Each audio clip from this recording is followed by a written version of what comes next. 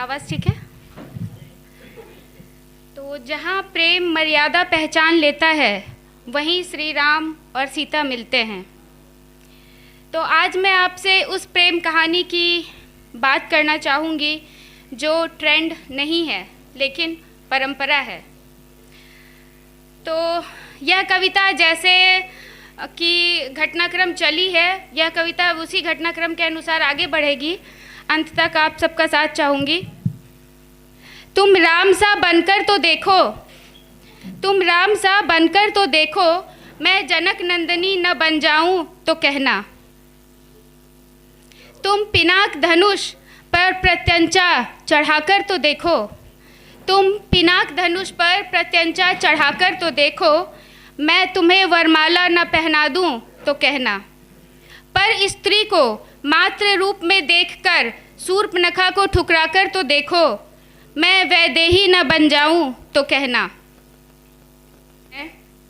तो मुझे अपने आसपास न पाकर विरह में टूटकर तो देखो, मैं एक तिनके की नोक पर स्वर्ण नगरी को न ठुकरा दूं तो कहना। मुझे हर हाल में पाने के लिए, समुद्र को सुखाने के लिए, मुझे हर हाल में पाने के लिए, समुद्र को सुखाने के लिए अपने बाण उठाकर तो देखो, मैं अग्नि परीक्षा से न गुजर जाऊं तो कहना। तुम मुझ पर अटूट विश्वास करके तो देखो, मैं राजभवन के सुखों की तिलांजलि न दे दूं तो कहना। तुम मेरे लिए विह्वल हो राम सा विलाप करके तो देखो, मैं तुम्हारी अर्धांगिनी न बन जाऊं तो कहना।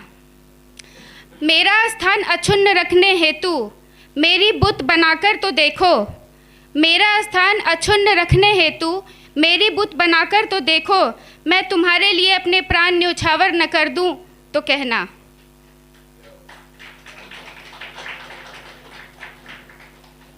तुम राजा होते हुए भी एक पत्नी व्रत धारण करके तो देखो, तुम राजा होते हुए भी एक पत्नी व्रत धारण करके तो देखो, मैं तुम्हारी धर्म पत्नी न बन जाऊं तो कहना।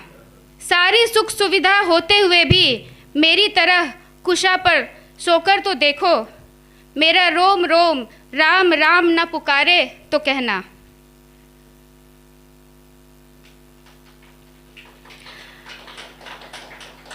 Thank you.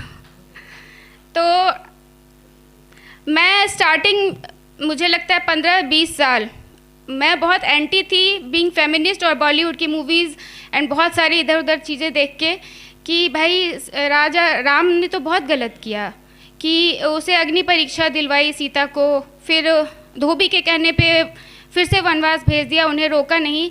बट आज मैं यहाँ राम की पक्षधर बन के आपके समक्ष खड़ी हूँ। युगों युगों से आज तक हम बस यही चर्चा कर रहे हैं कि राम ने सीता से अग्नि परीक्षा ली, राम ने धोबी के कहने पे उसको भेज दिया।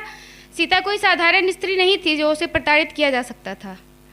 सीता और राम का आपस में समझदारी और प्रेम इतना अद्भुत था कि उन्होंने किसी भी पल राम से विश्वास नहीं खोया और राम ने कभी भी अपनी पत्नी पतिव्रत का धारण को भंग नहीं किया। तो जिस तरीके से चाहे जैसी भी परिस्थिति आई, दोनों ने आपसी समझबूझ और समझदारी के साथ निर्णय लिया। आज तक हम राम को कोसते हैं कि अग्नि परीक्षा ली, धोबी के कहने पे उनको भेज दिया, लेकिन एक स्त्री के चरित्र पर उंगली उठाना, दाग लगाना कितना आसान है हम सभी जानते हैं। आज तक कोई भी इस बात का जिक्र नहीं करता है कि सीता का चरित्र कैसा था। क्यों? क्योंकि उन दोनों के निर्णय ऐसे थे कि आज तक हम और आगे आने वाली जनरेशन भी राम को ही बोलते रहेंगे। मेरी आखिरी लाइन है, युगों युगों तक मेरे हर लांछन को अपने माथे का तिलक लगाकर तो देखो, मैं तुम्हारे लिए धरती में न समा जाऊं तो कहना। धन्यवाद।